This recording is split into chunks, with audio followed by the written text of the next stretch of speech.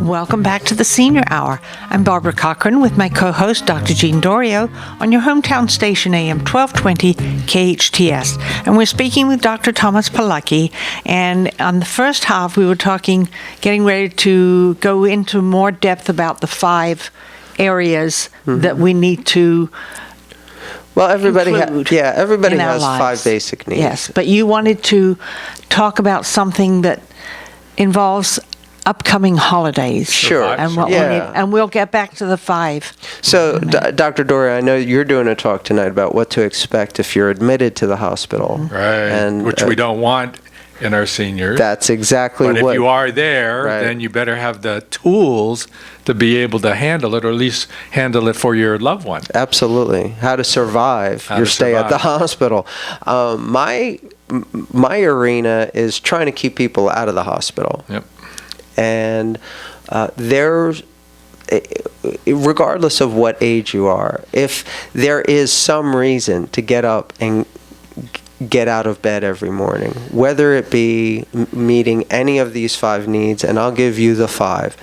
There is, the first one is certainty. We all need some level of certainty in our lives. We need to be sure about something. And there's a flip side of that. We also need some variety or uncertainty in our lives, or our lives become totally boring. Is that number 2? No, that's still one. It's still one. Okay. So certainty and uncertainty are the flip side of each of it. You need a little bit of, if you knew every time you were going to go to Vegas you'd win, sure, it'd be exciting and you'd amass a fortune, but after a while you'd be bored because you knew the outcome before. That's right. You can't Are watch. you bored, Barbara? No, because there's uncertainty. She doesn't win every single time. No, I don't. So you can't watch the same movie over and over and over, and the punchlines and the hooks and the dramatic effects still have the same impact on you. After a while, it's like, okay, I've seen this 100 times. I've seen this 1,000 times. I need something different. So that shows up in our life as well. Groundhog Day. Yeah, exactly. So we need a little bit of certainty. We need a little bit of uncertainty. We absolutely need these things. These aren't like, oh, it would be nice if. You absolutely need them in order to function, in order to have a purpose. And then there's significance, and that gets a lot of people in trouble, but it's just a need like anything else. If you focus too much on any one of these needs, you're going to have some problems. But the need for significance can drive people to higher needs, or can really be very destructive in their lives as far as their own personal significance and what it means to them. It can go either way, any one of these needs, but you need some level of significance, some acknowledgement for the effort that you put out there every single day. So those are the first 2, significance and certainty. And then there are the 3, what I call higher needs, and that is love. You need love. You can't live without love. You wouldn't survive the first couple of years of your life without your parents' love.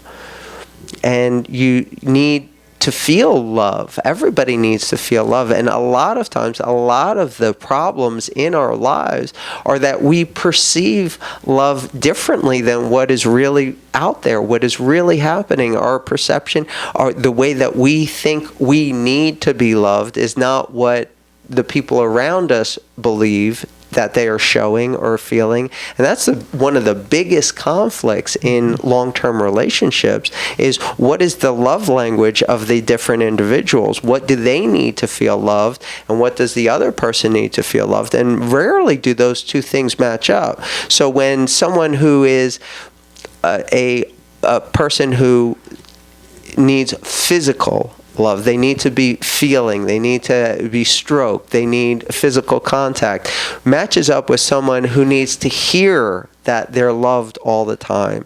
And you don't catch on after years of being together, and that so the physical person thinks that they go and pet the other person and that's love, but it's not love to the person who needs to hear it.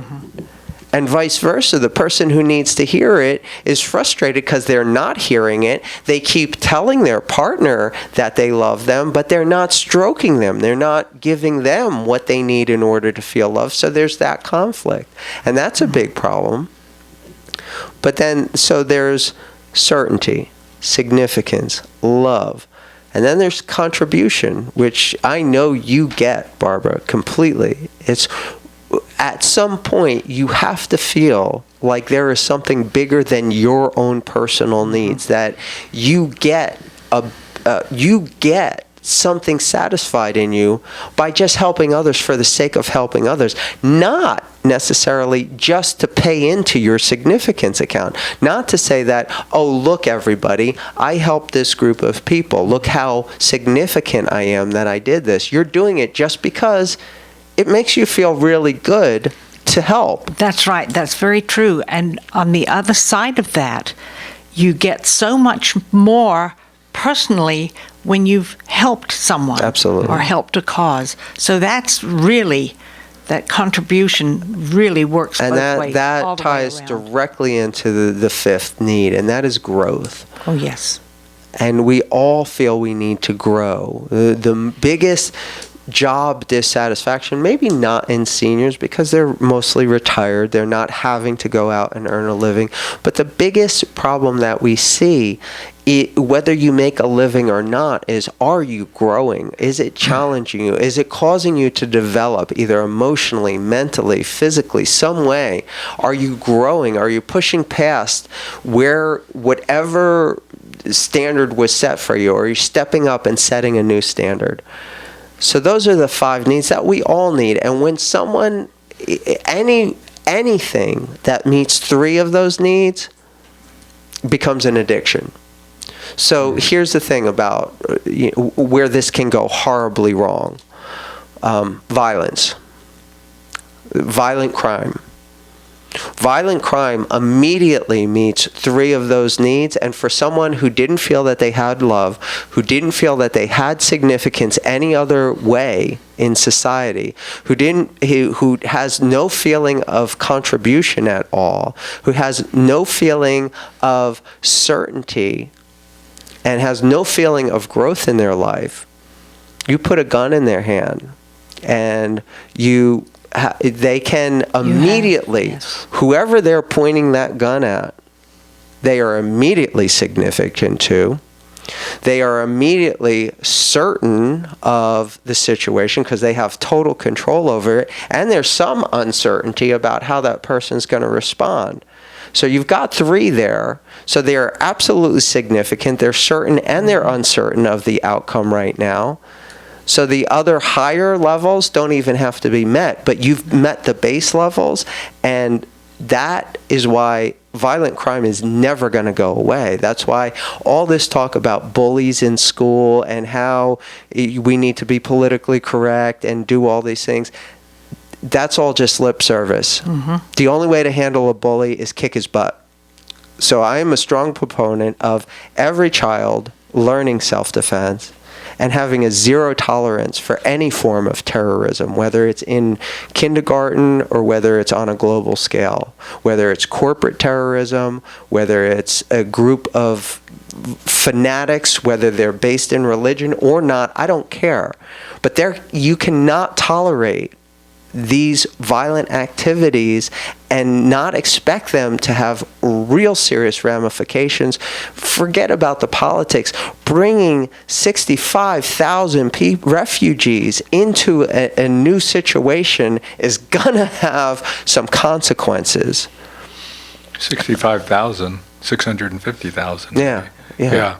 I mean, it's going to have some really negative consequences, whether they're terrorists, whether they're this religion or that religion. That has really nothing to do with it. I mean, that's what all the sticking points are, where the controversy is. The reality is, we have 50,000 veterans who serve this country right now who are homeless, who have California. Who have no real home, no real support mechanism. They feel like they've contributed, but they're not getting any love. They're not getting any certainty. They're certainly not getting any significance, and they are home. And you want to bring thousands of the people that they were just at war with to come and take their place on the street? So are we able to do, now we're extending ourselves beyond the needs of even seniors. We but can't take are care we of our able own to- people. Yeah, so the question has to be, should we take care of ourselves first Absolutely. before we, and that's, It's just like that airplane we should have been doing that a speech. long time ago, Absolutely. though. And we haven't remembered to honor our veterans. We haven't remembered to take care of our children. We sure haven't been taking care of our seniors. Absolutely. So, but no, we're let's not- bring a we're not- bunch of we're people not that con- we were just we're not- at war with over and but take we're not, care of them. We haven't talked about that. And, now when we haven't been taking care of them and this onslaught of war in the Middle East is facing us and people have to find a home, then we open our doors up. So the question is, can we do both? And that's the question that you have to look at financially and say, is that possible? Will people open their doors? When you look at the newspaper today, our front page of the local newspaper today, you will find some very enlightening, stimulating articles about people who care in this community. And one of them was about the churches here in Santa Clarita who on Thanksgiving Day, down the street from this radio station, will be giving a feast to those who are homeless. And to me, and there's a 10-year-old girl, putting food into somebody's tray. I mean, this is an example of how we open our hearts and the doors to this community.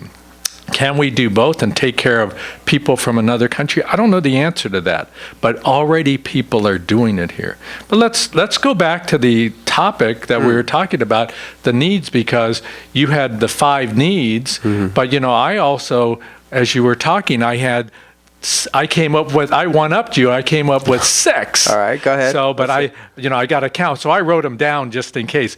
And one is that, and this encompasses everything you just said, Thomas, about the need, because they all blend over. But one is a person, if they have purpose, then they have a reason for going on. Absolutely. The second thing is that you have to adapt.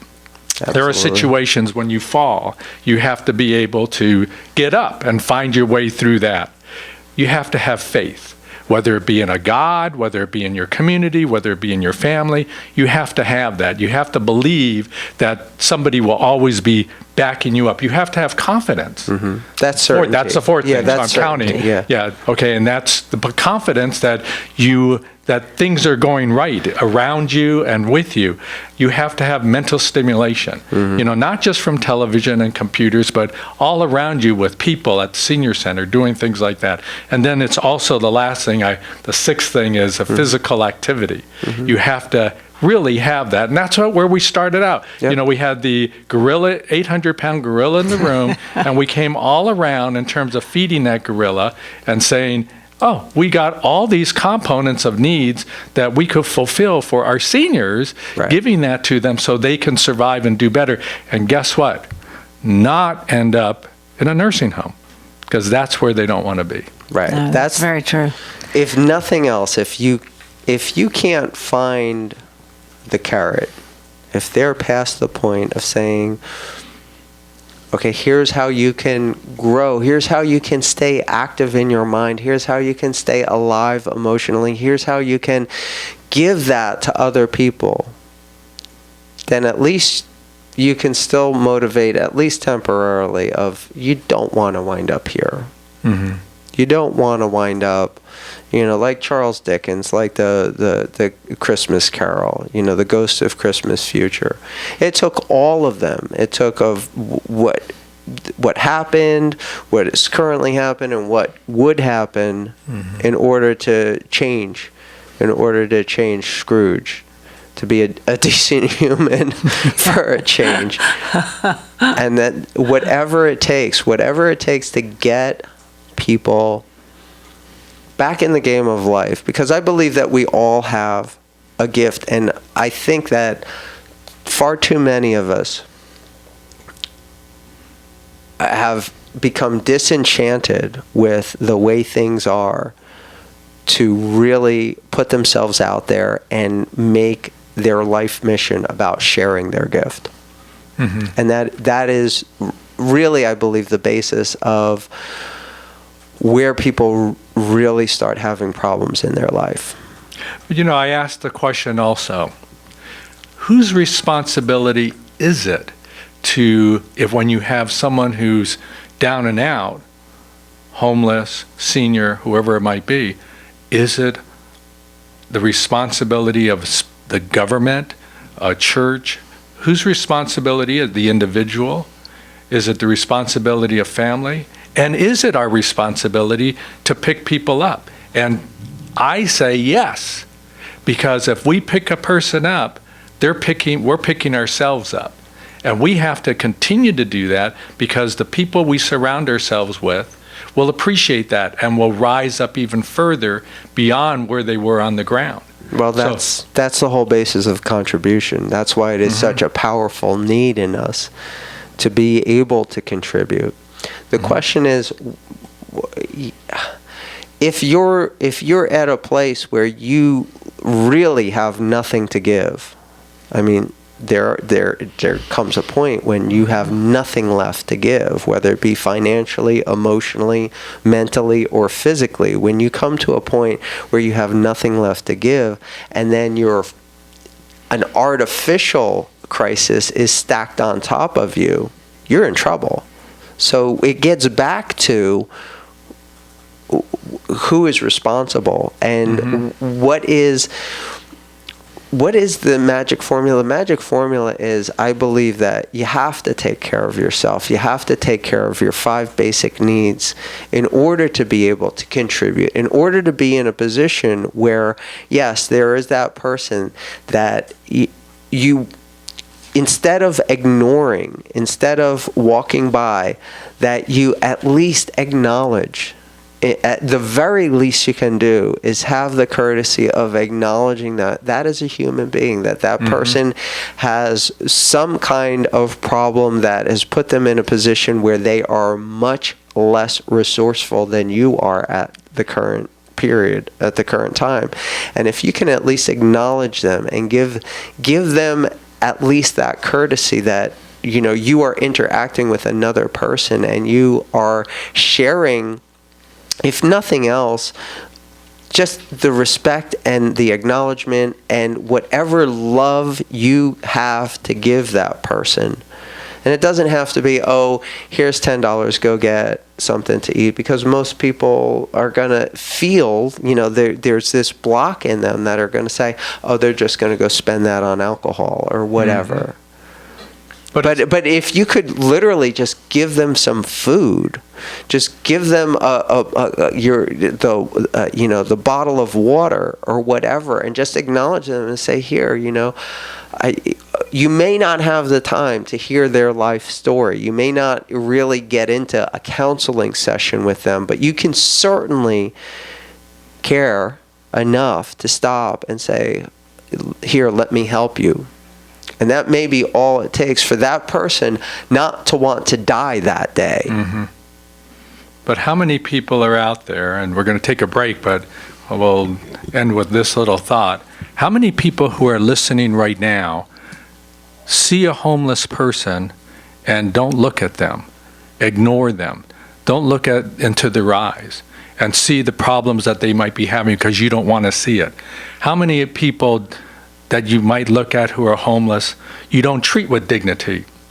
Because that's a problem when you don't, like you're talking about, and you don't treat with respect. Because when you don't do that, they lose hope. Sure. And I think it's not the $10 anymore. It's just the spirit of hope that we could give people. And I think that's an important concept that people should think about when they see somebody homeless. Don't ignore them. Look them in the eye. Give them some kind of support. It doesn't have to be money. But if you give them that support, you give them that hope that one day they'll be off the street. Let's not, in Santa Clarita, allow people to walk away from this community or be in this community without hope. I love it. So we're going to take a break on that note. I'm Dr. Gene Dorio. We're talking with Dr. Thomas Pilecki with Barbara Cochran on your hometown station, AM 1220 KHTS. Welcome back to the Senior Hour. I'm Barbara Cochran with my co-host, Dr. Gene Dorio, on your hometown station, AM 1220 KHTS. And we've been covering a multitude of subjects, all related to the same thing, basically. But Dr. Pilecki, you were going to give us briefly some information about the holiday season. Sure. This is a rough time for a lot of people. It's no coincidence that it's cold and flu season. People are more stressed in so many different areas of their life. There's less daylight. The weather's colder. You're in less circulating fresh air. Seniors especially don't tend to drink enough water, but everybody tends to drink a little bit more of the other stuff during this time of year, and it can cause some problems.